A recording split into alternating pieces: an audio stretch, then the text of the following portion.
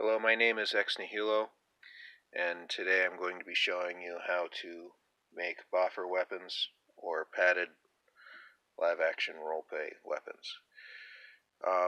Today we're going to be using blue camp mat foam.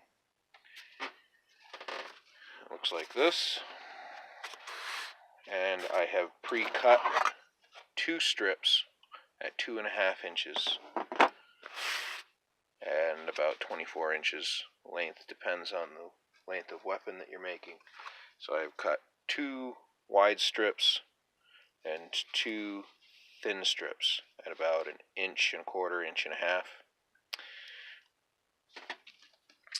And the first thing I'm going to do with my foam is I am going to take my 60 grit or 80 grit sanding block, and I'm going to prep all of the surfaces by sanding the surfaces and making sure that none of the surfaces are shiny. You can see here, I don't know if you can see the difference here. No, you really can't. A little bit. But this one I have not sanded, this one I have. And what I've done is I've broken the cells, the air cells, so that the glue can penetrate the foam. You'll find little things like this make for a stronger weapon. On our small strips of foam, I have sanded both sides. On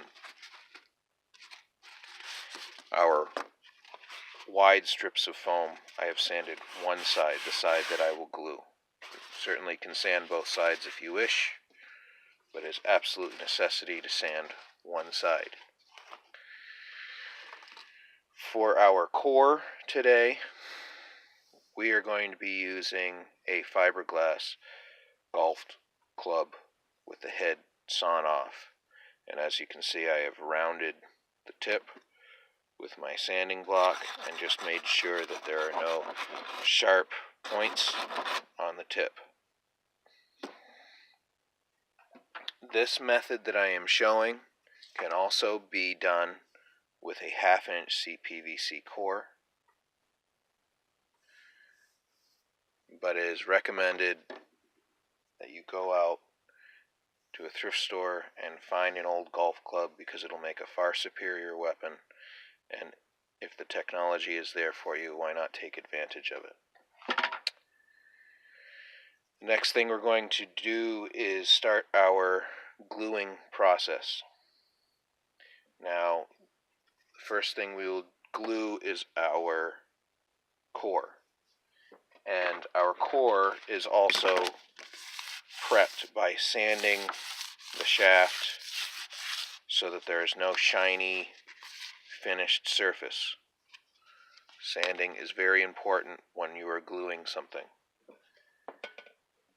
I have a paddle over here that I've made of EVA foam and weldwood contact cement. I like to leave my contact cement open for a little bit so that it is a little bit thicker and does not drip all over the place. I'm going to apply this all the way down my core. And when I have gotten all the way down and am satisfied with a nice even layer, then I will put this aside and let it dry. Now, it is very important with contact cement to allow it to dry completely.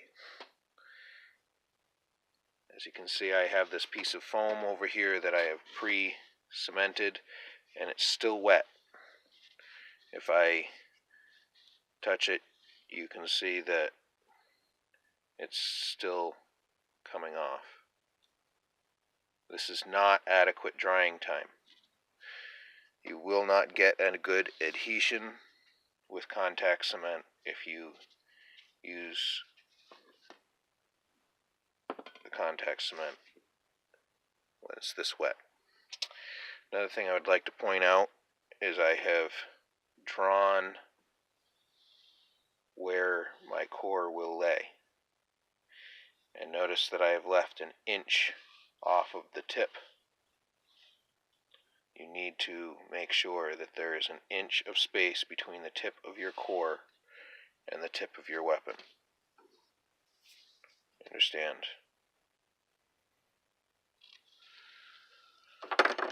Now,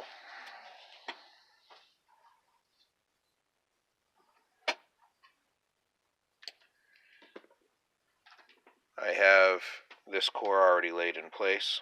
I've rounded the tip. I've laid it along my line. You can see I've left the inch. And if we look at,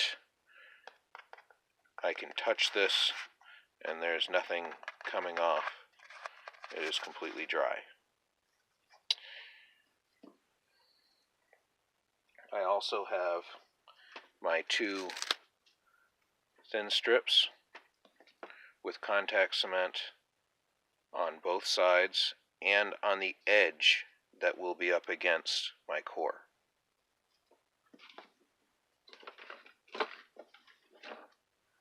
As well as my other piece of 2.5-inch wide foam, pre-contact cemented and dried so that I can touch it. Now, I have an added technique. What I have here is fiberglass cloth, or you can use some ribbon.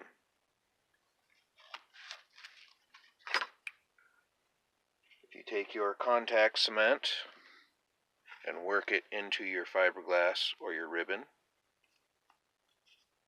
it is still quite soft and will not pose a danger to any opponent you fight with this sword in the future. So if you get a couple of these tabs and put them aside, you'll see how we use them in a moment. Because I have pre-stuck this, I am now going to lay this piece of foam up against my core. You will not get another chance once you press this up against the other surface. This is why they call it contact cement. So as you can see, I've placed it up against on one side. I now take my tab and I'm going to lay this. Remember, this is already pre-soaked in contact cement.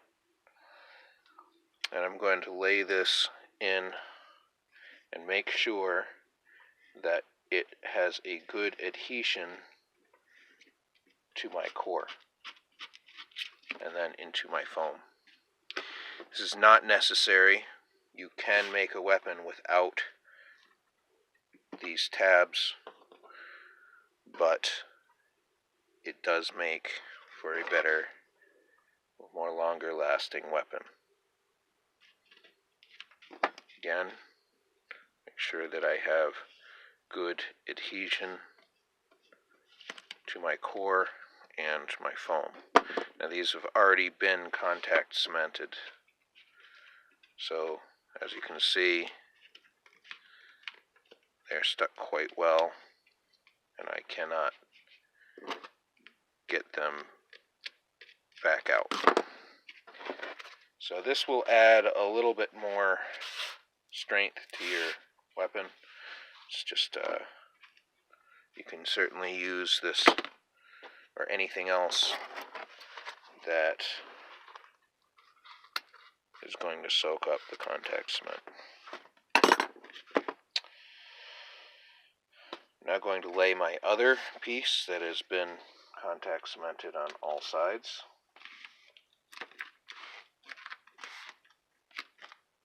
Make sure that the foam is attached nicely to the core.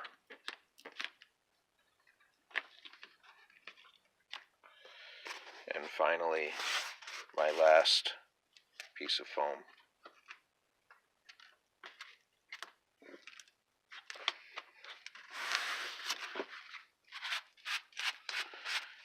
Give this a good squeeze.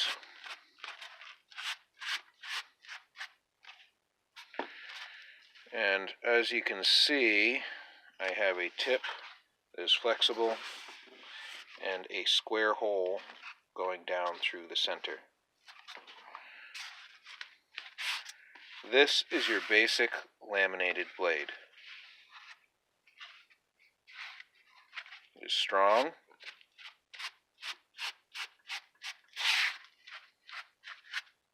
and will last you taking care of a good amount of time. Now we begin the process of shaping, and I will show you that in our next video.